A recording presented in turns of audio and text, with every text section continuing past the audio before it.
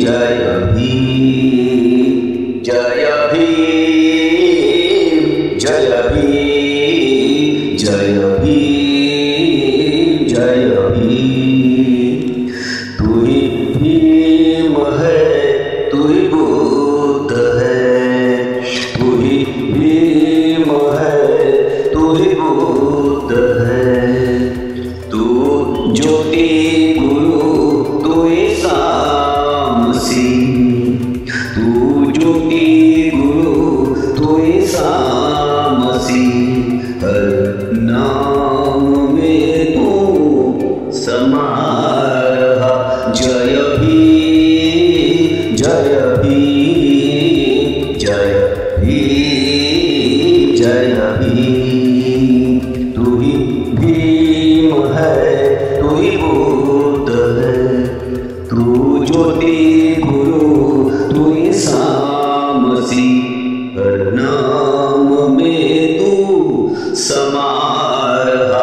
जय भीम, जय भीम, जय भीम, जय भीम। सन 1981ला गावात जातीवादातून वाद झाला होता। त्यावेळी मारुतीच्या मंदिरावर पोथी वाचत होते। पोथी वाचायला नाथा मास्तर राहत असत। पोथी ऐकायला आपल्या बुद्धवाड्यातील काही महिला जात होत्या, परंतु वाद झाल्यामुळे पोथी ऐकायला जाणे बंद झाले। मग त्याला पर्याय म्हणून आम्ही आपल्या समाज मंदिरात बुद्ध आणि धम्मा या ग्रंथाचे वाचन करण्याचे ठरविले व वाचनाला सुरुवातसुद्धा केली। वाचन परसराम मेंबर तर कधी रतन सरकटे करीत असत व त्याचा अर्थ मी समजून सांगत होतो। ग्रंथ वाचन रात्री 12 वाजेपर्यंत चालायचे। आपल्या महिला मराठी समाजाच्या शेतामध्ये काम करण्याकरता जात असत। मराठी समाजाच्या महिला आपल्या महिलांना विचारत, तुमची पोथी फोडून कोण सांगते? त्यावेळी आपल्या महिला त्यांना सांगत, त्या गायबाईचं पोरगं। त्या म्हणत, बाई बाई, आमच्या पोथीपेक्षा तुमची पोथी लय चांगली आहे। पोथी वाचन करीत असतानाच मला शिक्षकाची नोकरी लागली करिता मला जाणीवभाग होती।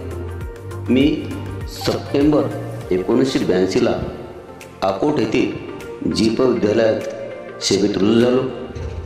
मध्ये सुट्टी होती करिता मी गावी आलो। रात्री पोथी वाचायला मी गेलो असता असे कळाले की लाऊडस्पीकरचे दोन्ही युनिट कोणीतरी काढून नेले करिता बिना माईकनेच ग्रंथ वाचन चालू आहे। मग आम्ही सर्वांनी ठरवले, आजच्या दिवस सर्कसवाल्याचे युनिट आणू व त्याप्रमाणे युनिट आणले व ग्रंथ वाचनाला सुरुवात केली। ग्रंथामध्ये तथागतांनी कर्मावर आधारित लेखन केले।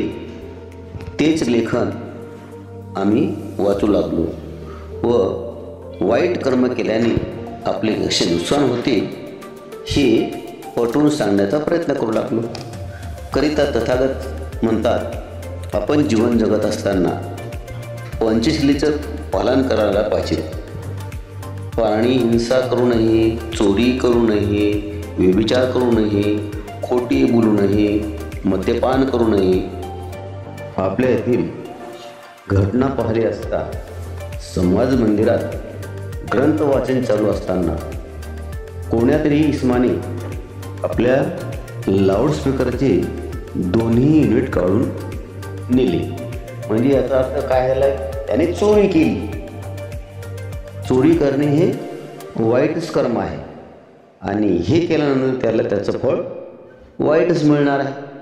वाईट कर्म करते वेळेस आपणाला बरे वाटते, परंतु त्याचे परिणाम आपल्याला भोगावेच लागतात। रात्रीचे 12 वाजेपर्यंत कर्मावर उहापोह केल्यानंतर युनिट नेणाऱ्याला तथागतांनी सद्बुद्धी दिली आम्ही घरी गेल्यानंतर रात्री कधी युनिट आणून ठेवले याचा पत्तासुद्धा लागला नाही. सकाळी महिला विहिरीवर पाणी भरण्याकरता आल्या असता त्यांनी ते युनिट पाहिले. पूर्ण बुद्धवाड्यात वार्ता पसरली. युनिट आणून ठेवले.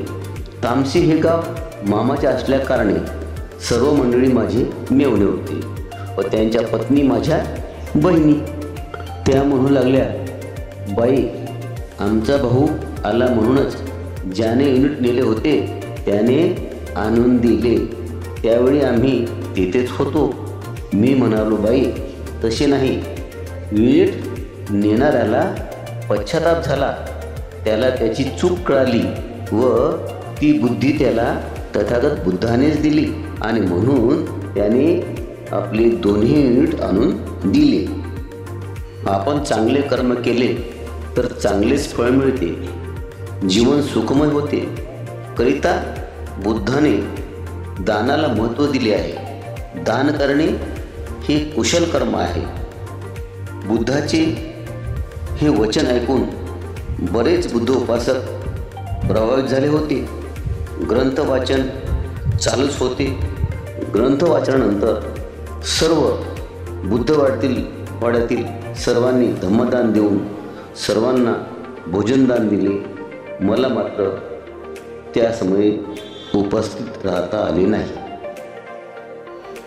परंतु उन्हाळ्याच्या सुट्टीमध्ये मी गावी आलो असता माझे मित्र रतन सरकटे व परसाम मेंबर नेहमीप्रमाणे रात्रीला गप्पा मारत बसलो असता ते म्हणाले, मास्तर, सोपान सरकटे यांचे असे म्हणणे आहे की ग्रंथाचा शेवटचा अध्याय वाचन करायचा व त्याचा अर्थ तुम्ही समजून सांगायचा. ग्रंथ वाचन समाप्ती करायची आणि संपूर्ण बौद्धवाड्याला मी स्वतः भोजनदान देणार आहोत, असे सोपान मारुती सरकटे यांचे म्हणणे आहे. मी त्यांना म्हटले, हे तर अतिशय कुशल कर्म आहे आणि हे त्यांनासुद्धा कळाले. चला तर आपण तसे नियोजन करूया व तसे नियोजन करून बुद्ध यांनी धम्मा ग्रंथ वाचनाचा दिवस ठरविला. त्या दिवशी संपूर्ण बौद्धवाड्यातील महिला सकाळीच स्नान करून बुद्ध मंदिरात जमा झाल्या व स्वयंपाकाची तयारी चालू झाली व तसेच पुरुषवर्ग आपापले काम करीत आहेत. कोणी भाजी चिरण्याचे काम करत आहेत तर कोणी वरण भात याची तयारी करत आहेत आणि त्याचप्रमाणे इकडे ग्रंथ वाचनसुद्धा चालू आहे. आणि ठरल्याप्रमाणे ग्रंथ वाचन झाले व त्यानंतर सर्व बौद्ध उपासकांनी उपासिकांनी आनंदाने भोजन घेतले आणि या संपूर्ण भोजनदानाचा खर्च सोपान मामा यांनी केला. एवढेच काय, रात्रीला नागठाणा येथील कलापथ कार्यक्रमाचं आयोजन करून आनंदी आनंद चौकडे अशा प्रकारे वातावरण आहे. आणि हीच तथागत बुद्धाची शिकवण आहे. भवतु सब्ब मंगल.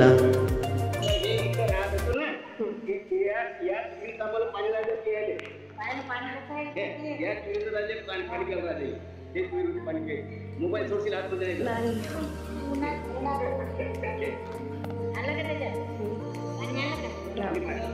या विहिरीचं पाणी आणि त्यावेळेस ते जे विहीर होती नाही, हे जे बांधकाम नवीन आहे, हे पूर्ण बांधकाम वरचं नवीन आहे आणि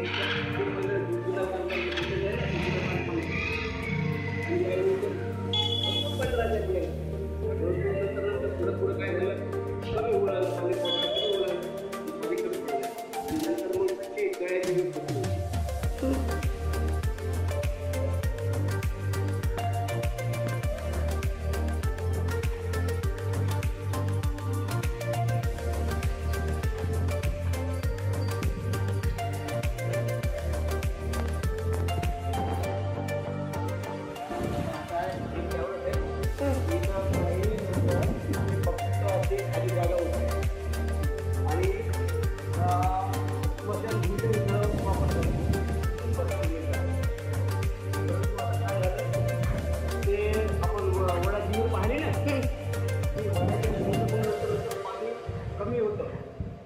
पाणी आटवलंय आणि म्हणून काय झालं, शासनानं नवीन विहीर पाडून दिली. तर त्या विहिरीकडे आपण जातो. आता त्या विहिरीकडे जातो. त्या विहिरीला भरपूर पाणी लागलं. तर ती विहिरीला जातो आणि या बाजूला तिथे छान छान हिरवी झाडं दिसत आहेत.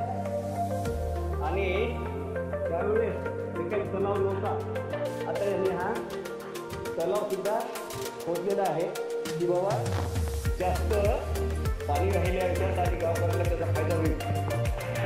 त्यामुळं या तलावाचं खोदकाम केलं. परंतु प्रथमतः ती विहीर केली होती.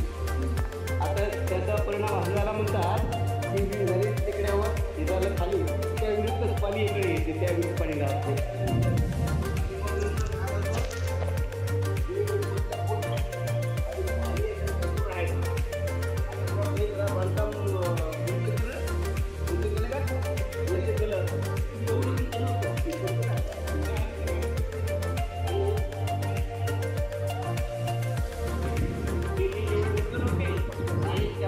पाणी होतं ना, एकदम असं काढायला लागत आहे, एकदम फुल पाणी लागायचं, फुल लागायचं. आणि आम्ही एकदा टाक्या ही वर निघायचं काम. असे पोहा पाठवून पोहा, असे पोहा पाठवून पोहा, तास खतच नाही. तोपर्यंत आम्ही वर काही निघत नव्हतो. आणि आमच्या शरीर बघायच्या कोण जास्त वर पोहोचतो, अशा आमच्या शरीर लागायच्या, अशा शरीर लागायच्या. अशी आमची विहीर आहे. आणि हे सांगण्याचं कारण काय माहिती आहे का, मी माझं लग्न होईपर्यंत आणि लोक लागेपर्यंत याच गावात राहतो. आणि मग इथलं पाणी सुद्धा यायला घालतो, वापरायचे. त्यासाठी हे विहीर दाखवलं आहे. आता ही विहीर, आता मी वाशिम राहतो. तुमचं नाव सांगा एकदा.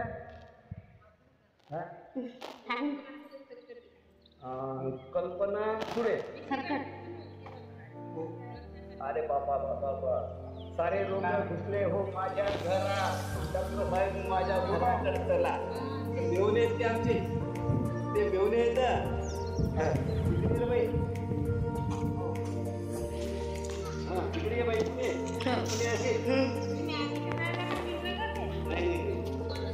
आता हे बाई श्रीराम सरकडे माझे मेवणे होते. आणि त्यांची ही सूट बाईच नाव काय प्रयत्न नाही कुठे काय झालं बंद तर भेटू दिलं आणि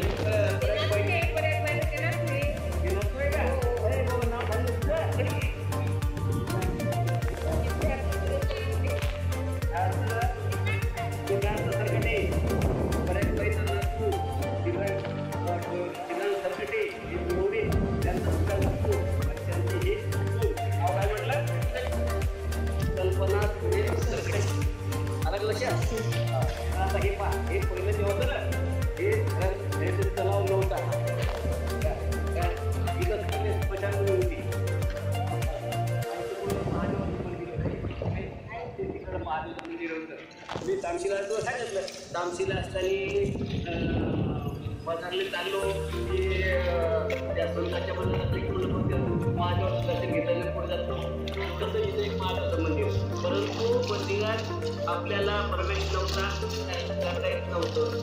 आणि तोपर्यंत आज्ञा नसल्यामुळं आपल्याला पदार्थ पूर्ण प्रसाद घेतात होते. आणि मग मी सुद्धा त्याच्यासोबत काढतो.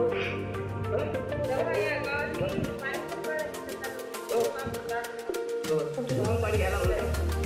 त्याच्यामुळे जेव्हा बाबासाहेबांच्या कॉलेजमध्ये औरंगाबादला गेलो त्यावेळेस मला समजलं की आपण पुण्यात मंदिरात आहे आणि पुण्यात जेव्हा दर्शन घ्यायचं नाही. बाबासाहेबांनी धर्म दिला आहे, बुद्धाच्या मार्गाने चला आणि 22 पद्धतीचं पालन करा. परंतु अजूनही आपले काही महाराष्ट्र येतं, अजूनही काही महाराष्ट्र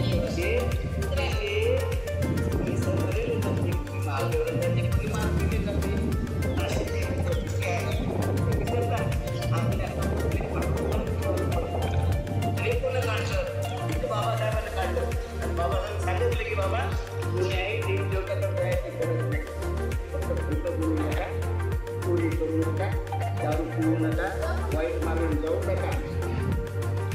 कल्याण झाल्याशिवाय राहणार. एवढी माहिती अशी आहे की हे मी कामगिरीला राहतो इथं राहतो काय करतो काय बोलते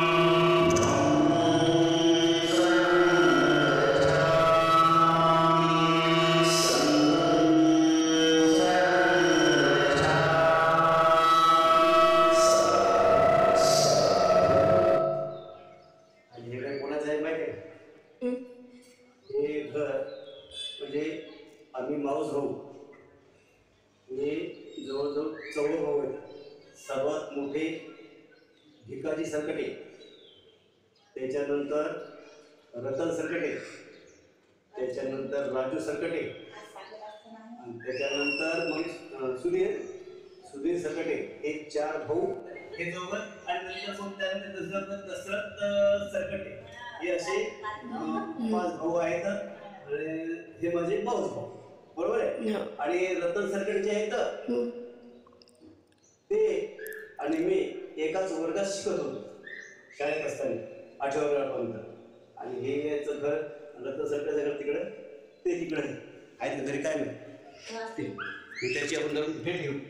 अशा प्रकारे हे आपण आता इथे हे घरी भेट व्हायला पाहिजे होते. आपल्या व्हिडिओमध्ये आले असते पण जाऊ दे. छोटी कुठे इकडे दिदी काय तिकडे जाऊन करची. ठीक आहे. आता तुझा कसे जागा चाललाय कशामध्ये करायचो बरोबर. आता हे PhD करायला गेलोय. नाव सांग. श्वेता सुरेश सरकटे. आता MA केलं हे इथं राहत होतो ना. या स्वीट आम्हाला पाणी लागत या स्वीट राजे पाणी केलं राजे. हे स्वीट पाणी काय मोबाईल सोडशील हात मध्ये आलं का त्याच्यात पाणी आलं का या पाणी. आणि त्यावेळेस ते जे होती नाही हे जे बांधकाम नाही हे पूर्ण बांधकाम वरचं नवीन आहे. आणि जुना बांधकाम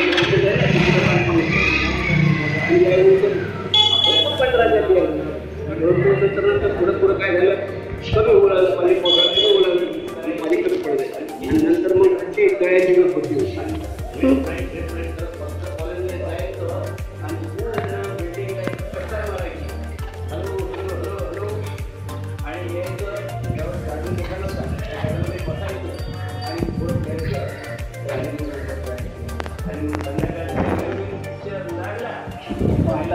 त्यावेळेस काही नव्हतं हे फक्त अशी खाली जागा होती.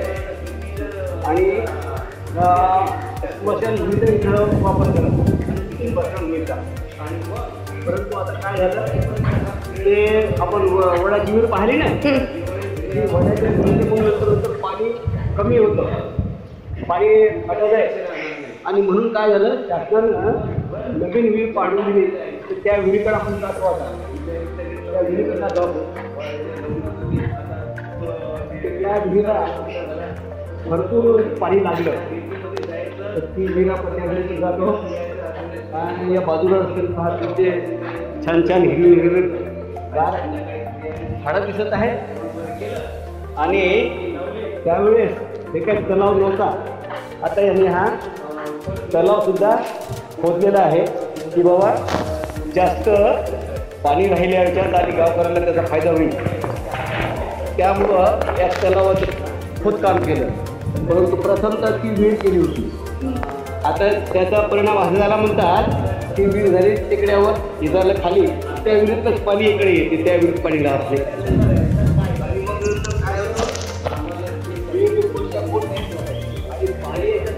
माहिती.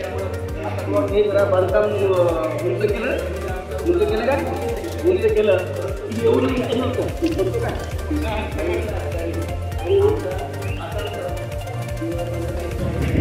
एवढे उंच नव्हते आणि त्यावेळेस जर पाणी होतं ना एकदम असं काठायला लागत आहे एकदम फुल पाणी लागायचं फुल झालं पाणी आणि आम्ही एकदा विहिरीत पुढ्या टाकल्या की वर निघायचं काम नाही. असे पोहा पाठीवर पोहा असे पोहा पाठीवर पोहा सारखं जोपर्यंत थकत नाही तोपर्यंत आम्ही वर काही निघत नव्हतो. आणि तिथं आपल्या शरीर लागायच्या कोण जास्त वेळ कोण दुखते अशा आमच्या शरीर लागायच्या म्हणजे अशा विहीर आहे. आणि हे सांगितलं कारण काय माहिती आहे का मी माझं लग्न होईपर्यंत आणि लोक लागेपर्यंत याच गावात राहतो आणि मग इथलं पाणी सुद्धा मी याला वापरायचे त्यासाठी हे विहीर दाखवलं. आता ही विहीर आता मी वाशिम राहतो. तुमचं नाव सांगा एकदा.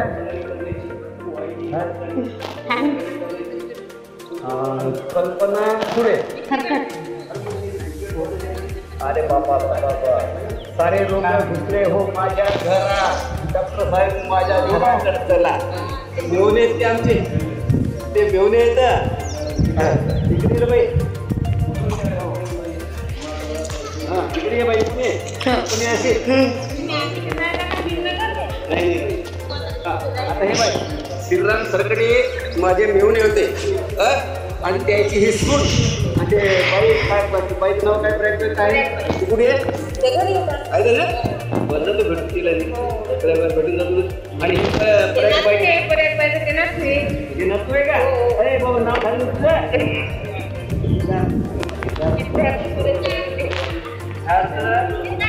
सिद्धार्थ सरकटे बऱ्याच बाईचं नसतो.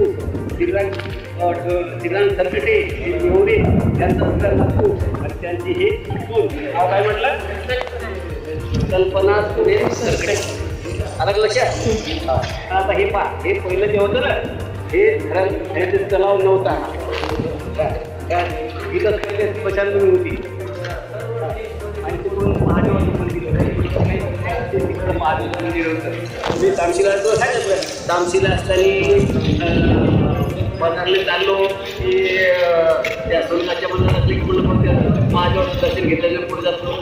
तसं इथं एक महादेवाचं मंदिर परंतु मंदिरात आपल्याला प्रवेश नव्हता जाता येत नव्हतं आणि तोपर्यंत आज्ञा नसल्यामुळं आपले लोक जातच पूर्णप्रसाद घेतच ते आचार्य होते. आणि मग मी सुद्धा त्याच्यासोबत जातो